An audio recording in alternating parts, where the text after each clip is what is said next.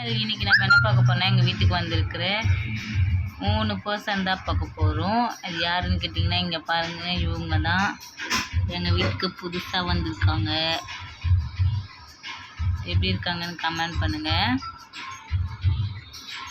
அது இருக்கார், அவர் தான் சாப்பிட்டுட்ருக்கவர் தான். ரொம்ப சுட்டியாக இருப்பார். ரொம்பவே கத்திக்கிட்டு அழகாக கூட பேசிக்கிட்டு வருவார். நான் உங்களுக்கு இனிமேல் அவங்க என்னென்ன பண்ணுறாங்கன்றதெல்லாம் நான் உங்களுக்கு வீடியோ எடுத்து போடுறேன். எப்படி இருக்குன்ட்டு கமெண்ட் பாக்ஸில் கமெண்ட் பண்ணுங்கள்.